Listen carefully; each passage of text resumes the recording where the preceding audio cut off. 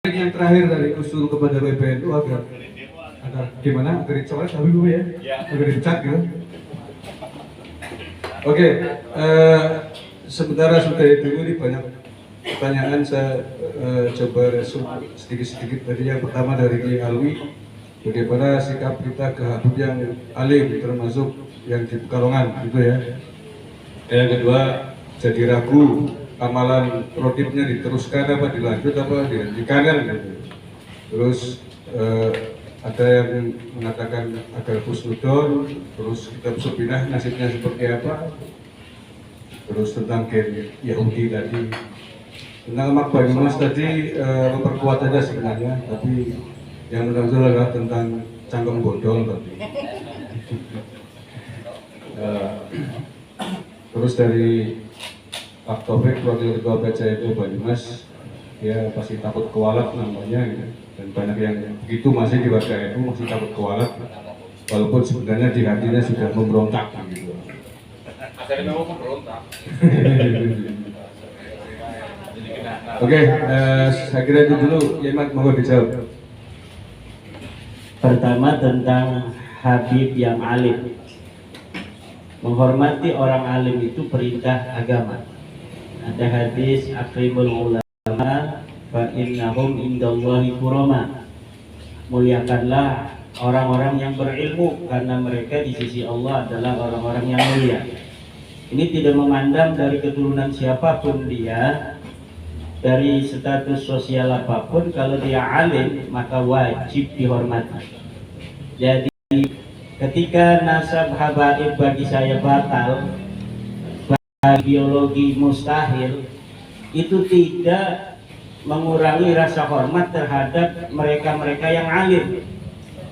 Mereka yang alim maka wajib dihormati karena ilmunya itu. Seperti kita menghormati para kiai yang kita hormati bukan karena nasabnya tapi karena ilmunya. Walau para kiai itu punya keturunan garis yang bagus, tapi biasanya mereka sama sekali tidak pernah mengatakan tentang garis keturunannya ke atas. Seperti itulah peradaban modern, peradaban yang tinggi, yaitu setiap kemuliaan berdasarkan prestasi, bukan berdasarkan keturunan, bukan berdasarkan darah. Karena kalau orang sudah merasa dirinya lebih mulia karena darahnya, karena zatnya, itu sama dengan iblis. Iblislah pionir di dalam mengklasifikasikan manusia dari sisi keturunan. Iblis mengatakan khalaqtani min nar wa khalaqtahu min tin. Engkau ya Allah menciptakan aku dari api dan menciptakan Adam daripada tanah. Aku tidak mau sujud kepada Adam karena aku lebih mulia daripada Adam. Ana khairum minhu. Aku lebih baik daripada Adam. Khalaqtani min nar wa khalaqtahu min tin. Engkau menciptakan aku dari api sedangkan engkau menciptakan Adam daripada tanah. Maka aku tidak mau tunduk terhadap Adam. Orang yang pertama bangga dengan nasab adalah iblis, dan siapa orang yang mengikutinya sekarang berbangga-bangga dengan nasab adalah pengikut iblis. Jadi siapapun dia itu sekarang alim, ya wajib dihormati. Dulu kita menghormatinya karena husnudzon dia turunan Nabi, selain dia alim, maka sekarang kita tetap menghormatinya tanpa mengurangi karena dia adalah orang alim. Karena kewajiban menghormati orang alim adalah perintah agama. Akrimul ulama fa innahum indallahi kurama. Muliakan para orang-orang ahli ilmu. Siapa orang yang menghormati ahli ilmu, maka anaknya itu akan menjadi ahli ilmu. Karena orang apabila dia menghormati ulama, maka dia berkeinginan anaknya jadi ulama seperti dia. Maka kata kitab ta'lim, Idza aradta an takuna idza aradta ay yakuna ibnuka aliman falyukrim aliman. Kalau engkau mau ingin anakmu ini menjadi orang alim, maka muliakan orang alim. Karena apabila kita memuliakan orang alim, maka dari situ kita akan tahu kebesaran orang alim sehingga kita ingin anak kita seperti orang alim itu. Dan dalam sejarah peradaban manusia yang dicatat itu adalah dua. Pertama raja, yang kedua adalah orang alim. Mungkin peradaban masa depan itu tiga, YouTuber yang akan dicatat. Karena ini peradaban baru ini. Mengenai bagaimana dengan nasib Ratib, nasib Simtuturor, ya kalau kita merasa itu adalah sudah barokah, lanjutkan, karena itu merupakan bagian daripada ilmu. Gak mungkin orang itu bisa untuk membuat Simtuturor kalau dia tidak berilmu, karena di situ ada dia harus ngerti bahasa Arab, dia harus ngerti nahwu, dia harus ngerti balaghah dan lain sebagainya. Ratib, khusus untuk Ratib Al-Haddad itu sudah ditemukan bahwa Ratib itu sebenarnya karya bukan Al-Haddad, tapi karya Imam Rifai. Jadi dari Thariqah Rifaiyah, persis sekali antara Ratib Al-Haddad itu dengan Ratib Rifaiyah. Sedang kalau Latas nggak tahu. Sedangkan Imam Rifai itu jauh adanya lebih dahulu daripada Al-Haddad. Maka bisa ditarik sebuah kesimpulan bahwa Ratib Al-Haddad itu adalah Ratib Ar-Rifaiyah karena diamalkan oleh Imam Al-Haddad, maka kemudian dianggap itu karya daripada Al-Haddad, padahal itu karya daripada Rifai. Itu yang kedua. Ketiga tentang DNA. Menurut kajian para ahli DNA, termasuk teman-teman kita yang kita undang atau bukan kita undang, yang diundang bersama saya di UIN itu mengatakan bahwa hasil daripada uji DNA mereka berhaplogrup G. Haplogrup G ini adalah haplogrup yang dimiliki oleh kelompok manusia yang berasal dari Khazar. Khazar ini adalah kelompok manusia yang ada di Kaukasus. Siapa mereka? Mereka adalah orang Khazari yang masuk ke dalam agama Yahudi, kemudian mereka mendominasi Yahudi, sehingga Yahudi sekarang ini terbagi menjadi Yahudi Khazari dan Yahudi Ibrahimi. Yahudi Khazari itu adalah Yahudi yang bukan keturunan Nabi Ibrahim, tapi mereka mendominasi Yahudi. Termasuk Israel itu sekarang Yahudinya yang Zionis itu bukan Yahudi Ibrahimi, keturunan Ibrahim, bukan, tapi keturunan daripada Khazari. Kalau Yahudi keturunan Ibrahimi, haplogrupnya J1, sama dengan keturunan daripada Sayyidina Muhammad. Hari ini kalau keturunan asli Nabi Muhammad itu haplogrupnya sama dengan Yahudi Ibrahimi, yaitu Yahudi keturunan Nabi Ibrahim. Tapi kalau Yahudi Khazari, yaitu orang-orang yang mengaku dirinya Yahudi, jadi nyangkut juga dulunya dia bukan Yahudi tapi nyangkut Yahudi, kemudian mendominasi Yahudi, sehingga Yahudi asli itu kalah. Nah inilah mereka setelah dites haplogrupnya G, sama dengan haplogrup kelompok Ba'alawi yang sudah tes DNA di Yaman. Dan menurut info dari Dr. Sugeng Sugiharto, peneliti BRIN itu, 5 orang dari Indonesia Ba'alawi pun sudah mengikuti tes DNA dan hasil haplonya sama persis dengan hasil haplo dari saudara mereka yang ada di Yaman. Walaupun mereka daftarnya dengan anonim, tidak ada namanya.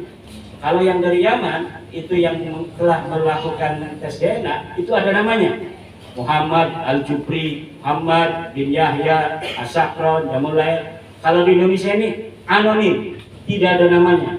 Bagaimana itu mereka anggota BRIN itu, peneliti bisa tahu bahwa itu Ba'alawi? Karena dari jejak-jejak DNA SNP lainnya yang berasal dari jejak-jejak mutasi ke Indonesia. Jadi mereka dapat meliti. Orang yang mengaku seorang dari keturunan tertentu itu akan terlihat jejak dari dirinya sendiri. Sampai Nabi Adam. Dari kita sampai Nabi Adam itu akan terlihat. Maling jemuran susah untuk dideteksi, maling nasab mudah sekali. Kita tinggal ambil rambutnya satu, kita tinggal ambil ludahnya, kita tinggal ambil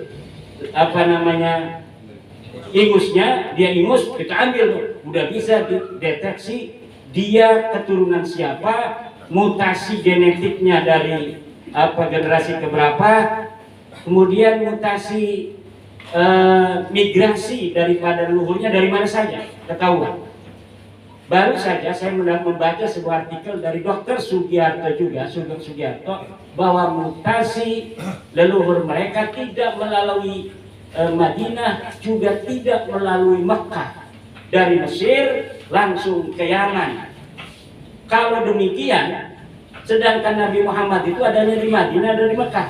Bagaimana seorang yang mengaku itu Nabi Muhammad, sedangkan migrasi leluhurnya tidak pernah ada di Madinah dan tidak pernah ada di Mekah. Sedangkan ayah Nabi Muhammad ada di Mekah, Nabi Muhammadnya ada di Madinah. Mutasi leluhur mereka itu berasal dari Mesir, kemudian menuju ke Yaman. Dari Mesir sebelum itu mereka dari Kaukasus itu, dari Kaukasus, Mesir, Yaman, baru Nusantara. Kemudian untuk Mak Banyumas yang cantik jelita, saya setuju sekali bahwa tetap kita untuk orang-orang yang alim dan sebagainya tetap hormat. Untuk yang lambe dobol itu, ya sudah jelas koheren antara lambe dobolnya dan penemuan daripada penelitian kita bahwa mereka bukan turunan Nabi, dan hasil tes DNA yang mustahil mereka turunan Nabi. Nah, itu untuk Kiai Alim sudah. Mak Banyumas hanya itu ya, karena itu mah masukan buat kita aja. Dan untuk ketua PCNU, wakil ketua, ya yang pertama tentang isu ini dianggap sebagai biang perpecahan umat. Setiap kebenaran yang tumbuh di tengah-tengah sebuah doktrin tertentu akan pasti menimbulkan friksi. Ketika Nabi Muhammad SAW membawa Islam, kemudian mendakwahkannya kepada orang Mekah, yang pertama pecah adalah Bani Quraisy. Yang pertama pecah itu Bani Quraisy. Ada ketika kebenaran itu dibawa, orang yang langsung percaya dan menyatakan kepercayaannya dengan berani, seperti Siti Khadijah Al-Kubra, kemudian Siti Fatimah binti Asad, ibunya Sayyidina Ali, perempuannya, kemudian disusul oleh Sayyidina Ali, kemudian disusul oleh Abu Bakar, disusul oleh yang lainnya sampai ke Umar Ibn Khattab. Ada yang dia percaya, tapi dia karena sebagai pimpinan tidak langsung untuk mengatakan dia percaya, karena untuk mengimbangi dari yang belum percaya itu. Kalau dia sebagai pimpinan, contohnya adalah Abi Thalib. Abi Thalib itu percaya kepada Nabi Muhammad. Bahkan dalam tradisi kita, Syekh Nawawi begitu kuat membela Abi Thalib bahwa dia mukmin. Walaupun dalam hadis sahih dikatakan Abi Thalib adalah kafir, tetapi Syekh Nawawi Tanara Al-Bantani dalam kitabnya Tafsir Munir menyatakan dengan tegas Abi Thalib adalah mukmin. Kemudian saya dalam kitab saya Al-Fitratul Nahdiyah bikin satu pasal sendiri tentang Abi Thalib bahwa dia adalah mukmin. Begitu pula Syekh Zaini Dahlan menyatakan Abi Thalib mukmin. Dalam tafsir Jalalain kafir, dalam Sahih Bukhari kafir itu Abu Thalib. Tetapi kita memiliki pandangan yang berbeda berdasarkan dari apa yang telah dilakukan oleh Abi Thalib. Berdasarkan hadis-hadis pembanding selain hadis Bukhari yang kita temui, maka saya menyatakan dengan tegas Abu Thalib dengan lakab radhiyallahu anhu. Artinya saya pakai radhiyallahu anhu menandakan bahwa saya percaya bahwa Abu Thalib itu adalah seorang mukmin. Dia tidak menyatakan di hadapan orang-orang Mekah bahwa dia percaya kepada Nabi Muhammad. Itu bukan karena dia tidak percaya kepada ponakannya ini seorang Nabi, tapi untuk menjadi istilahnya pelindung Nabi Muhammad dari serangan keluarganya yang tidak percaya. Saya husnudzon pada PBNU demikian juga. Kalau PBNU husnudzon kepada nasabah Alawi berdasarkan Safinatun Najah yang katanya barokah, maka saya husnudzon kepada PBNU juga demikian. Seperti Abi Thalib terhadap Nabi Muhammad SAW. Kemudian bagaimana nanti PBNU misalnya Kementerian Agama itu di luar jangkauan kami. Kita bukan Majelis Ulama Pusat, walaupun saya ketua fatwa Majelis Ulama Indonesia Provinsi Banten. Saya juga lembaga Bahsul Masail. Hari ini pun saya adalah sebenarnya panitia konferensi besar Nahdlatul Ulama dan Munas Alim Ulama di Pondok Gede. Tapi karena jadwalnya udah lama di Wonosobo ini dengan di Pemalang, sementara konfes ini agak dadakan. Biasanya kita persiapan konfes ini 6 bulan. Ini baru 1 bulan kemarin, itu hari ini kita lakukan. Maka karena di sana banyak orang, kalau acara ceramah kan ngundangnya cuma 1. Jadi di sini kalau nggak ada saya bisa nggak jadi itu acara maulidan. Tapi acara di PBNU itu banyak sekali orang. Nah, lagi ngomong apa tadi? Tentang perdebatan Banten. Perdebatan Banten itu karena memang yang saya debat ini nasab daripada Ba'alawi, dan Ba'alawi memiliki persatuan di Indonesia namanya Rabita Alawiyah. Kita ingin tahu bagaimana Rabita Alawiyah mempertahankan dari nasab mereka yang sudah diakui berpuluh-puluh tahun, bahkan ratusan tahun. Tapi Rabita Alawiyah sendiri tidak datang.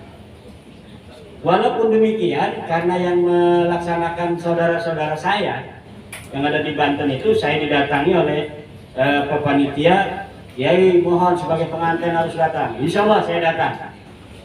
Tetapi kemudian saya mendapatkan surat dari para kesepuhan yang mendukung tesis saya, baik dari Banten, dari Jawa Tengah, Jawa Timur. Kemudian hasil istikharah beberapa kiai yang mendukung tesis saya dengan sembunyi-sembunyi, kiai khas, dikirimkan oleh saudara saya Syed Zulfikar. Kiai ini hasil istikharah dari para kiai-kiai sepuh. Kiai tidak boleh datang ke Banten. Nah, ketika itu pula langsung Kiai siapa di Cirebon, Kiai Abbas Buntet mengadakan acara dadakan. Malamnya, siang saya di UIN, malamnya harus ceramah di Cirebon. Kemudian siangnya dijadwalkan untuk bertemu dengan Keraton Kanoman, juga keraton yang lain Mertasinga, dan kiai-kiai di Cirebon. Akhirnya pertemuan di pesantren Balerante di Cirebon dengan perwakilan dari Kanoman dan Mertasinga. Nah, jadi itu beberapa alasan. Alasan yang lainnya, kata kiai itu dalam suratnya itu, kalau Rabita Alawiyah tidak datang, nanti kiai akan diadu domba dengan sesama anak bangsa yang bukan dari kalangan Rabita Alawiyah dari Ba'alawi. Dan kebetulan yang menjadi salah satu pembicara dari tim mereka itu adalah Kiai Qurtubi. Kiai Qurtubi, ada Ustadz Wafi, ya. Nah, jadi kan itu orang-orang kita. Nanti kita kayak zaman Belanda diadu domba antar anak bangsa, kemudian mereka enak-enakan. Walaupun di situ ada Habib Alatas, kalau saya masih manggil Habib, karena Habib itu ciri-ciri dari Hadramaut, bukan ciri-ciri sebagai keturunan Nabi. Itu sudah ada penegasan bahwa mereka tidak mewakili daripada Rabita Alawiyah. Kalau tidak mewakili Rabita Alawiyah, apapun keputusan, kesimpulan dari diskusi ilmiah itu tidak akan ada konsekuensi apapun terhadap Rabita Alawiyah. Lalu untuk apa adanya diskusi itu?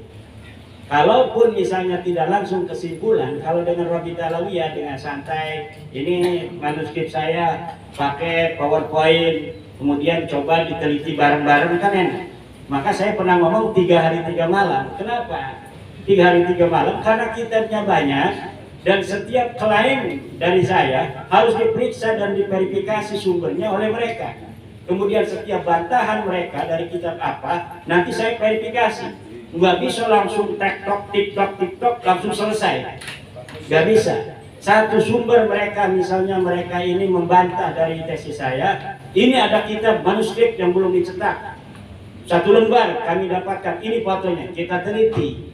Mana lembaran awalnya, mana lembaran akhirnya, mana titik mangsanya, siapa selama ini yang memegang. dari nuskah tahun berapa dia itu menyalin. Kemudian ada nggak data pembanding manuskrip ini dengan sumber lainnya, disebutkan tidak oleh manuskrip yang lainnya.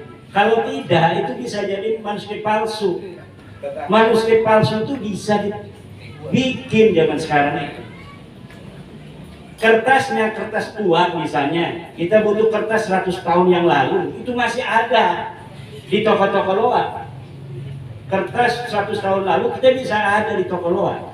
Kemudian kita tulis dengan gaya-gaya tahun tua dan lain sebagainya.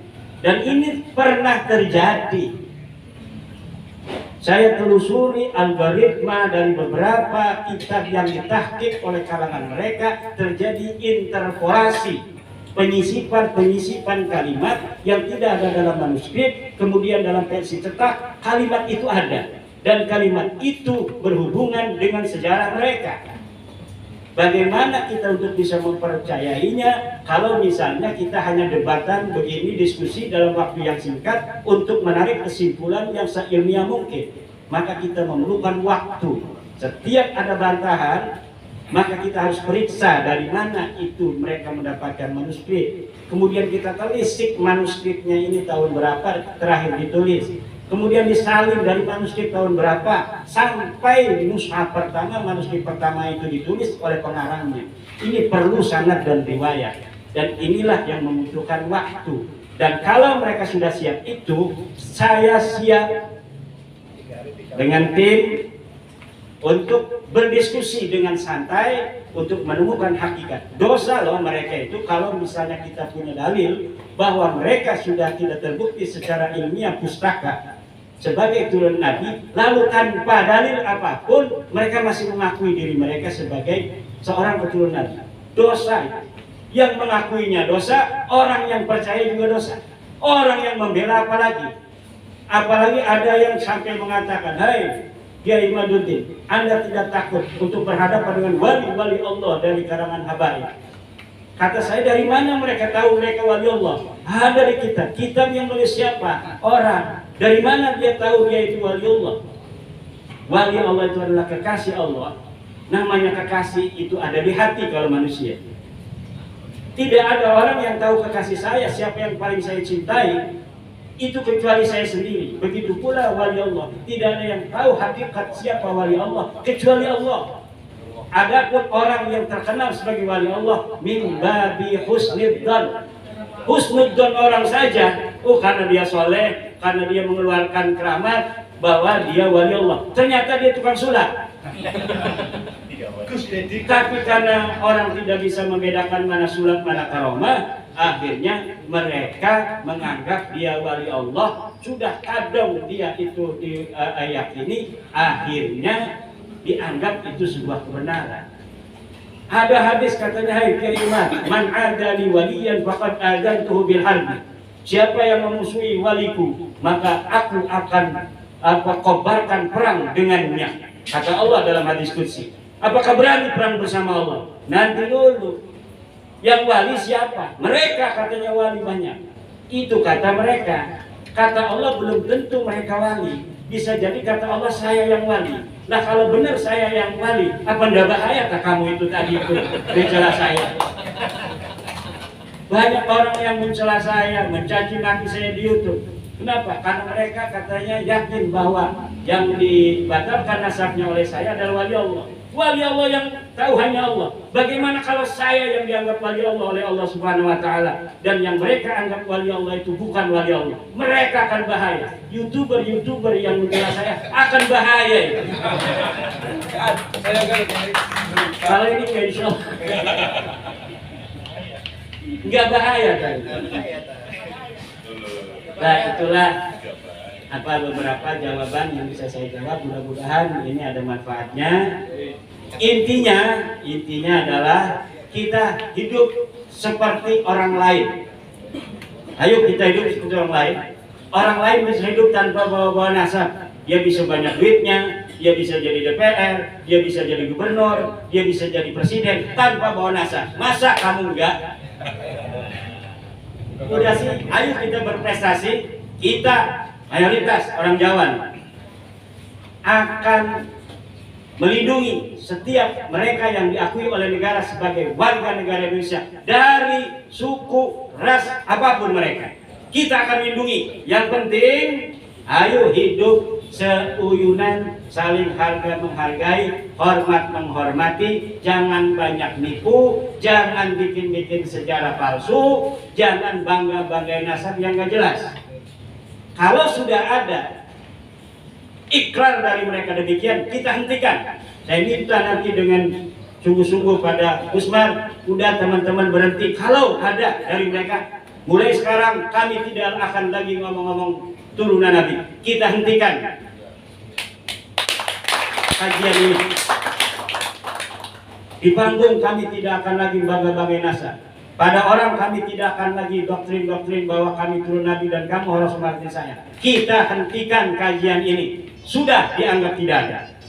Yang penting hidup sebiasa mungkin, senormal mungkin dengan orang lain, karena nyata orang lain telah mampu hidup normal tanpa membanggakan nasab. Kenapa kamu tidak mampu? Wallahul muwaffiq ila aqwamit thoriq. Wassalamualaikum warahmatullahi wabarakatuh. Mau nambah? Anu Pak, yang di sana masih ada darah Cina. Oke. Nah ini, Siap. Oke. ini ada Cinanya nih. Ada. Oke, ada 3 poin ya. Tadi yang tambahan dari saya sedikit. Oke, yang Cina dulu deh kalau gitu ya. Oke. Jadi Wali Songo ini berdakwah secara akulturasi dan asimilasi, tidak rasis sebagaimana kalangan yang lain. Mbak Alawi itu kan nikahnya dengan sama kalangannya sendiri. Nah, sedangkan kalau para keluarga Wali Songo dan leluhurnya itu berdakwah dengan pola akulturasi dan asimilasi. Jadi menikahi setempat. Dan ketika seorang tokoh ini hijrah ke suatu negeri, tidak bawa istri, tapi menikahi wanita setempat, sehingga bisa berbaur dan membawa darah-darah setempat. Contoh untuk yang ditanyakan tentang masalah Cina atau juga ada Campa, Indo-Cina, itu contohnya adalah Sunan Ampel. Sunan Ampel itu ibunya berasal dari Campa, neneknya pun juga dari Campa. Jadi Sunan Ampel ini adalah bin Ibrahim Asmanul Kondi dari Samarkand, bin Jumadil Kubro atau Jamaluddin Hussein. Nah, Jamaluddin Hussein ini dari Pakistan itu sudah pernah hijrah ke Campa, itu menikahi namanya Ramawati, putri daripada Raja Campa Cebonga. Nah, Campa itu Vietnam, Kamboja, Indochina. Nah, kemudian berputra Ibrahim Asmanakandi yang kemudian nyantri ke Samarkand, hijrah lagi ke Campa Indochina, menikah dengan putri Raja Campa selanjutnya yang Indrawarman VI, itu yang namanya adalah kalau nggak salah siapa itu ya? Itu intinya itu putri Campa juga yang bersaudara dengan Dwarawati, istri daripada Raja Majapahit yang Beri Kertawijaya. Nah, jadi ada Campa juga. Kemudian Raden Patah Raden Patah adalah menantu Sunan Ampel, yang mana beliau pun juga punya ibu dari Cina. Kalau tadi Campa, kalau Cina, yang bernama Syubansi.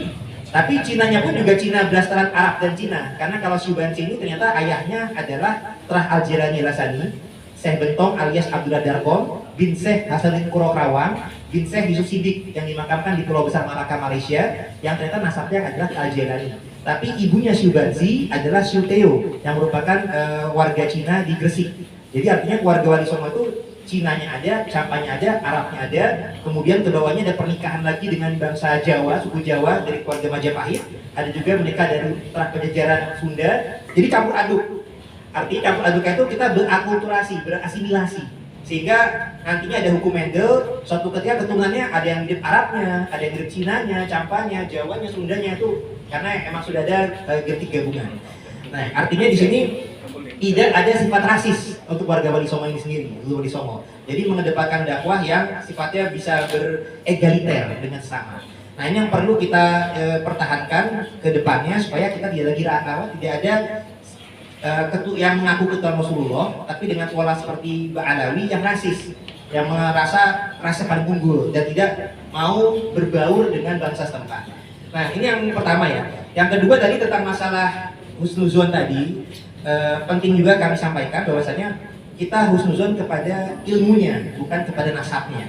Bahwasanya memang hikmah adalah harta karun yang berceceran dari kaum mukmin, ambillah dimanapun engkau menemukannya. Jadi seorang tokoh yang kita bisa mengambil hikmah, silakan kita ambil hikmah tersebut, baik itu dari kalangan kiai, dari kalangan habib, dari kalangan ilmuwan non ulama sekalipun, tapi ada hikmah yang bisa kita ambil, silakan ambil. Dan kita husnuzon akan keilmuannya. Nah, adapun kita juga harus berhati-hati. Terkadang husnuzon kepada yang salah itu bisa menjadi suuzon kepada yang benar, atau husnuzon kepada yang palsu kadang-kadang itu bisa menjadi suuzon kepada yang asli. Nah, sehingga kita harus berhati-hati. Kan Rasulullah juga telah bersabda bahwasanya engkau akan bersama yang engkau cintai. Nah, kalau mencintai yang sifatnya asli, yang membawa pada ulama yang asli, karena kan pewaris Nabi itu utamanya adalah para ulama, bukan sekedar yang keturunan Nabi, apalagi yang cuma mengaku-ngaku Nabi, tapi akhlaknya tidak terbukti, ilmunya pun juga tidak terbukti. Nah, ini malahan bisa jangan-jangan kita malah terbawa sesat nantinya. Tapi kalau kita mencintai pewaris Nabi yang asli, para ulama, para keturunan wali songo, para wali songo dan ajarannya, insya Allah kita akan terbawa selamat. Karena apabila kita husnuzonnya kepada yang benar, itu akan membawa kita kepada keselamatan. Juga ada pepatah juga, Rasulullah juga bersabda, dekat kepada tukang parfum, kita akan ikut ke bawah wangi. Tapi kalau kita dekat dengan tukang besi atau istilah lain dia tukang sampah, kita akan ke bawah bau busuknya atau bau tidak enaknya. Nah, jadi dekat dengan YouTuber akan ditayangkan, akan ikut viral, ikut viral. Jadi artinya dan YouTubernya pun juga menayangkan ulama yang berjuang juga akan ikut untung, kebawa barokah. Nah, kemudian masalah husnuzon ini kita namanya perjuangan selalu ada pro dan kontra.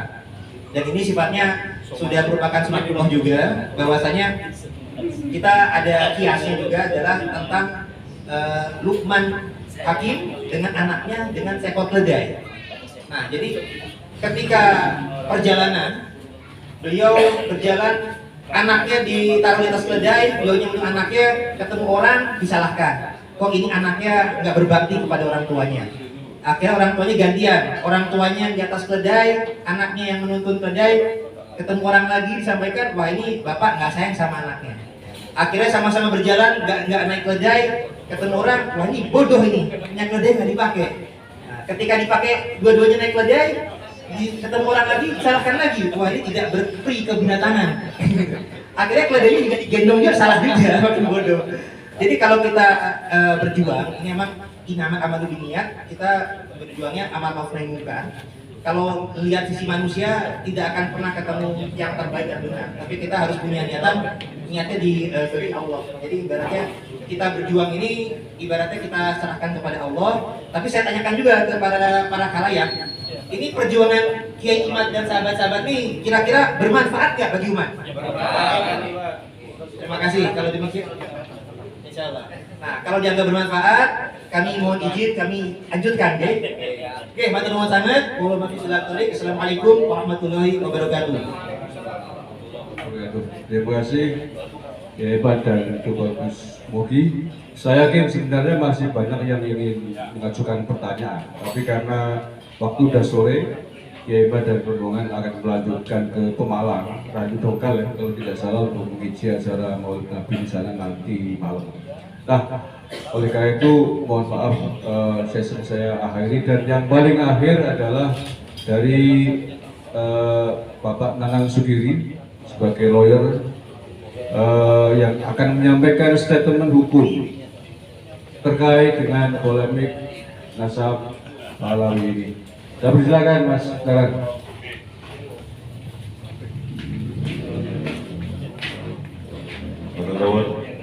Assalamualaikum warahmatullahi wabarakatuh. Alhamdulillahirabbil alamin. Wassalamu ala Rasulillah wa nabiyyin ba'da. Yang saya hormati Kiai Haji Maduddin Usman Al-Badani, Kiai Bagus Nur Fadil, saya hormati para alim ulama, Bapak Ibu sekalian yang hadir pada siang sore hari ini. Pertama saya ucapkan terima kasih banyak yang sebesar-besarnya, terima kasih sebesar-besarnya, menjadi berkah untuk kita, Info Cafe, menjadi berkah untuk Tribata Banyumas, di dalam ikut berpartisipasi di dalam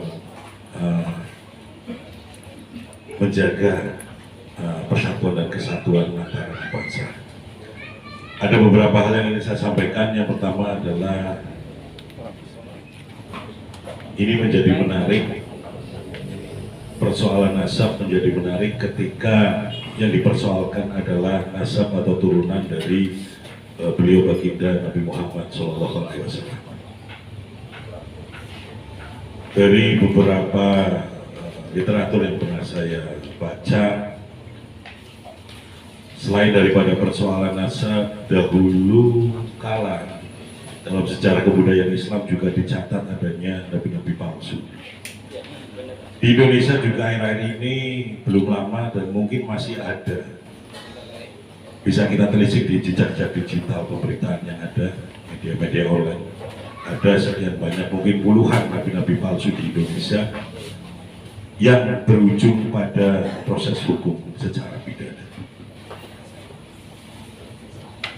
Berkaitan dengan kajian ilmiah yang disampaikan atau yang dilakukan oleh beliau Kiai Haji Maduddin, tentunya akan menjadi suatu inovasi baru, terobosan baru ataupun dinamika di dalam tengah-tengah kita beragama ataupun sesuatu yang baru. Saya meyakini bahwasannya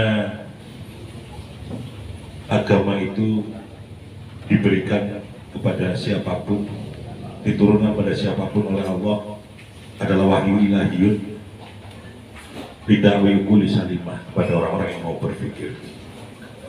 Artinya sebelum kita meyakini sesuatu, kita harus terlebih dahulu bisa mencermati, mempelajari, dan menggali akan kebenarannya.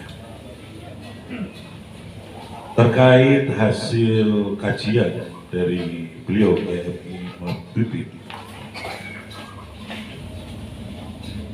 saya berpendapat bahwasanya akan lebih mantap lagi, lebih bagus lagi ketika kajian tersebut akan dilegalkan oleh lembaga yang berkompeten, dalam hal ini yang ada di Indonesia.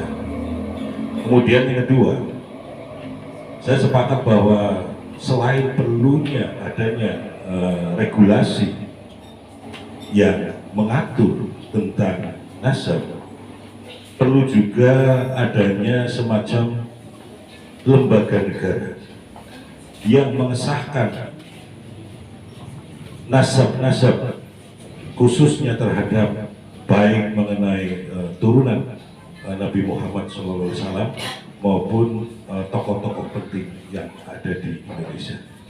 Karena dalam konteks lain, Indonesia bukanlah negara Islam dan bangsa yang besar adalah bangsa yang tidak melupakan akan sejarahnya. Kemudian setelah tadi disampaikan juga oleh Kak Taufik, Wakil Ketua PCNU, penting perlu adanya hasil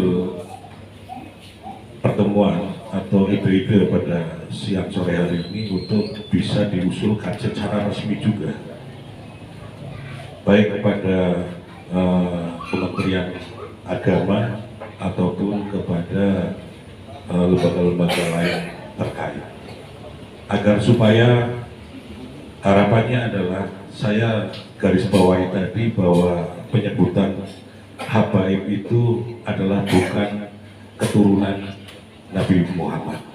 Nah, ini yang perlu diluruskan mengenai pemahaman ini, karena sebagaimana kita ketahui bahwa dari dulu kita sudah dijejali dengan pemahaman, khususnya dari sisi pemahaman agama, bahwa Habib yang identik dengan anak cucu Nabi Muhammad. Nah, ketika fakta baik dari sisi terjemahan, baik dari sisi historis dan juga penyebutannya itu bukan merupakan suatu penyebutan kepada anak cucu Nabi Muhammad, ya mestinya ini juga harus diluruskan. Akan menjadi PR besar untuk generasi kita berikutnya, bahwa penyebutan Habib itu bukan penyebutan kepada atau gelar yang diberikan kepada anak cucu Nabi Muhammad SAW. Sesuatu yang digali secara ilmiah, bisa dipertanggungjawabkan secara yuridis, bisa dipertanggungjawabkan secara normatif juga. Tentunya harus kita siap untuk mendampingi ketika nantinya ada perlawanan-perlawanan yang sifatnya mengarah dari sisi hukum. Jadi kami dari Tribata Kabupaten Banyumas siap untuk mendampingi dan mengawal proses atau kajian ilmiah yang sudah dilakukan oleh beliau Kiai Haji Imaduddin, bila mana di kemudian hari ada perlawanan-perlawanan yang mengarah pada persoalan hukum. Dan menggugat ke RA. Itu yang bisa saya sampaikan. Sekali lagi mengucapkan terima kasih, berkah untuk semuanya. Wallahualam muwaffiq ila aqwamit thoriq. Assalamualaikum warahmatullahi wabarakatuh.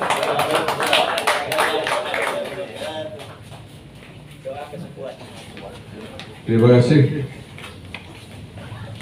Pak Nanang sendiri yang intinya siap membackup dari sisi hukum ketika nanti pada masalah polemik nasab ini